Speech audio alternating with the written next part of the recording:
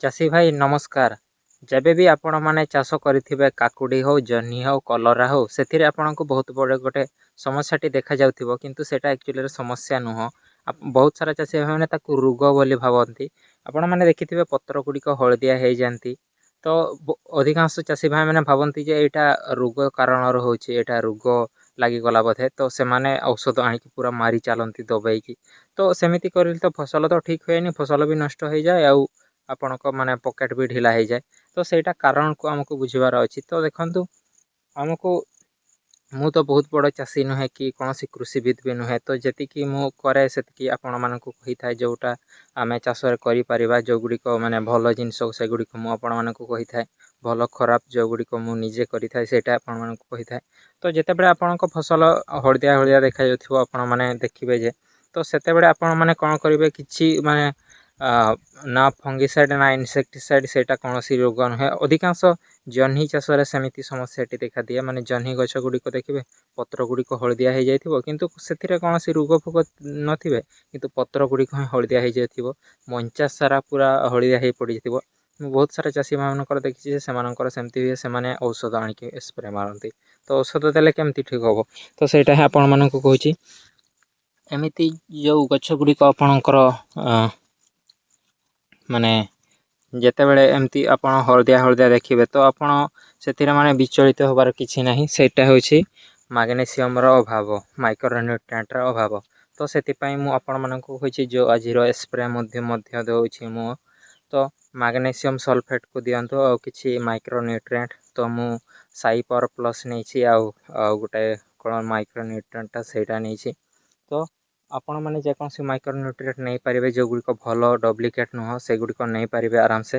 ଆଉ magnesium sulphate ଦେଖନ୍ତୁ magnesium sulphate ଅଧିକାଂଶ ଚାଷୀ ଭାଇମାନେ ବ୍ୟବହାର କରନ୍ତି ନାହିଁ ଜାଣିଛନ୍ତି କିନ୍ତୁ କରନ୍ତି ନାହିଁ କାରଣ ସେମାନେ ଭାବନ୍ତି ସେଗୁଡ଼ିକ ବହୁତ ଦାମ୍ ବୋଧେ ନା ସେଗୁଡ଼ିକ ବହୁତ ଦାମ୍ ନୁହେଁ। ଏମିତି 80ରୁ 120 ଭିତରେ 1 କିଲୋ ମିଳିଯିବ ସବୁ ଏରିଆରେ। ଆମ ଏରିଆରେ ପ୍ରାୟ 100 ଟଙ୍କା ପଡ଼ିଥିଲା ତ ସେମିତି ହିଁ ଆପଣ ଆଣିକି ତାକୁ 1 ଲିଟର ନା 15 ଲିଟର ସ୍ପ୍ରେ ଡ୍ରମ୍ରେ ଯେଉଁ 70ରୁ 80 ଗ୍ରାମ ନେଇକରି ସ୍ପ୍ରେ ମାରନ୍ତୁ ଆଉ କିଛି ମାଇକ୍ରୋନ୍ୟୁଟ୍ରିଏଣ୍ଟ ଆଉ ଯଦି ତା ସଙ୍ଗେ ଆପଣମାନେ ହ୍ୟୁମିକ୍ ଏସିଡ଼୍କୁ ମିଶାଉଛନ୍ତି ସେତେବେଳେ ଆପଣଙ୍କୁ ସ୍ପ୍ରେ ନୁହେଁ ଡ୍ରେଞ୍ଚିଂ କରିବାର ଅଛି। ଏମିତି ତଳ ଅଂଶର ଗଛର ତଳ ଅଂଶରେ ଏମିତି ଡ୍ରେଞ୍ଚିଂ କରିଦେବେ ଟିକେ ଟିକେ ଯେମିତି 100 ml ଲେଖା ପାର୍ ପ୍ଲାଣ୍ଟ ପଡ଼ିବ। ତ ସେମିତିକା କଥା ତ ଆପଣମାନେ ବିଚଳିତ ହୁଅନ୍ତୁ ନାହିଁ ଯେ ଅଧିକାଂଶ ଚାଷୀ ଭାଇମାନେ ଡରିଯାଆନ୍ତି କଣ ହେଇଗଲା କଣ ନାହିଁ ସେଇଟା ମାଇକ୍ରୋନ୍ୟୁଟ୍ରିଏଣ୍ଟର ଅଭାବ ଗଛ ଆପଣ ମାନେ ସବୁବେଳେ ରୋଗ ପୋକମାନଙ୍କୁ ଦୋଷ ଦେଲେ ହେବନି ଆମର ବି କିଛି ଭୁଲ ଭଟକା ରହିଥାଏ ଆମେ ଜାଣିପାରୁନାହିଁ ତ ସେମିତିକା ତ ଆପଣମାନଙ୍କୁ ଗଛ ଗୁଡ଼ିକ ମୁଁ ମୋର ଟିକେ ଦେଖେଇ ଦିଏ ତାପରେ ଭିଡ଼ିଓଟି ରଖିବି। ଏଇ ଯେଉଁ ଫସଲ ଦେଖୁଛନ୍ତି ଏଇଟା ପ୍ରାୟ ମାସେ ପାର ହେଇଗଲା ତ କିଛି ଅଣ୍ଡିରା ଫୁଲ ଗୁଡ଼ିକ ଆସୁଛି ଆପଣମାନେ ଜାଣିଛନ୍ତି ମାଇ ଫୁଲ ଆଗରୁ ଅଣ୍ଡିରା ଫୁଲ ଗୁଡ଼ିକ ଆସିଥାଏ। ତ ଗଛ ଗୁଡ଼ିକ ଦେଖନ୍ତୁ ଏମିତି ଯେଉଁ ନାଳରେ ବହୁତ ପରିମାଣରେ ଘାସ ହେଇଥିଲା ମୁଁ ଏମିତି କଡ଼ା ଘାସ କରିଦେଉଛି। ଆଉ ସବୁବେଳେ ଚାଷୀ ଭାଇମାନେ ଆପଣମାନେ ଧ୍ୟାନ ରଖିବେ ଏଇ ମାନେ ଅଗ୍ରଭାଗଟିକୁ ଏଇଟା ଯେମିତି ଆପଣଙ୍କ ବନ୍ଦ ନହେବ ଏମିତି ସବୁବେଳେ ଚାଲି ରହିଥିବ। ଚାଲି ରହିଲେ ଭଲ ଯଦି ବନ୍ଦ ହେଇଯିବ ତ ଆପଣମାନେ ଭାବିବେ ଯେ ଥ୍ରିପ୍ସ ଆଟାକ୍ କରିଲେଣି। ଥ୍ରିପ୍ସ ଯେତେବେଳେ ଆଟାକ୍ କରିବେ ତ ସେତେବେଳେ ଆପଣଙ୍କୁ ବହୁତ ମାନେ ରୋଗ ଫୋଗ ବିଭିନ୍ନ ପ୍ରକାର ସମସ୍ୟା ଆସିବ। ତ ସେଇଟା ହିଁ ଆପଣମାନଙ୍କୁ କହିବା ପାଇଁ ଚାହୁଁଛି। ତ ଆଜି ମୁଁ ଯେହେତୁ ମାଗ୍ନେସିୟମ୍ ସଲଫେଟ୍ ଆଉ ମାଇକ୍ରୋନ୍ୟୁଟ୍ରିଏଣ୍ଟ ସ୍ପ୍ରେ ଦେଇଛି ଆଉ ଇନସେକ୍ଟିସାଇଡ଼୍ ତ ଆଜିକୁ 2 ଦିନ ଆଗରୁ ଯାହା ମୁଁ ଦେଇଥିଲି ସାପ୍ ଫଙ୍ଗିସାଇଡ଼୍ ମାନକୋଜେବ୍ କାର୍ବାଇଡେଜିମ୍ ଆଉ ପାଇରିଫକ୍ସାନ୍ ବାଇଫେନ୍ଥ୍ରିନ୍ର ଗୋଟେ ଗୁଣ୍ଡି ପୋକମାନଙ୍କ ପାଇଁ ତ ସେଇ ଔଷଧଟି ଦେଇଛି। ତ ଯେଉଁମାନେ ପ୍ରକୃତରେ ଚାଷ କରୁଥିବେ ସେମାନେ ହିଁ ତ ବର୍ତ୍ତମାନ ପର୍ଯ୍ୟନ୍ତ ଭିଡ଼ିଓ ଦେଖୁଥିବେ ଆଉ ଯେଉଁମାନେ ମାନେ ଖାଲି ତାଙ୍କର ଲୋଭକୁ ପୋଷିବା ଉଦ୍ଦେଶ୍ୟରେ ମାନେ ଦେଖନ୍ତି ଏସବୁ ଜିନିଷ ଗୁଡ଼ିକ ସେମାନେ ତ ଭିଡ଼ିଓ ଛାଡ଼ିକି ପଳେଇ ଯାଇଥିବେ। ତ ସେଇଟା ହିଁ ଆପଣମାନଙ୍କୁ କହୁଛି ଆପଣଙ୍କ ଫସଲକୁ ଦେଖନ୍ତୁ ଜାଣନ୍ତୁ ଗଛ ଆପଣଙ୍କୁ ନିଜେ କହିବ ଯେ ସେ କଣ ନ୍ୟୁଟ୍ରିଏଣ୍ଟ ଅଭାବ ହେଉଛି ଖାଦ୍ୟ ଅଭାବ ହେଉଛି ନା ତାକୁ ରୋଗ ପୋକ ହଇରାଣ କରିଛନ୍ତି ନା ପାଣି ବେଶୀ ହେବାରୁ ସେମିତି ମାନେ ଗଛ ନଷ୍ଟ ହେଉଛି ସେଇଟା ଆପଣ ନିଜେ ମାନେ ନିରୀକ୍ଷଣ କରନ୍ତୁ ଜାଣିପାରିବେ ଆପଣଙ୍କୁ କାହାଠାରୁ ମାନେ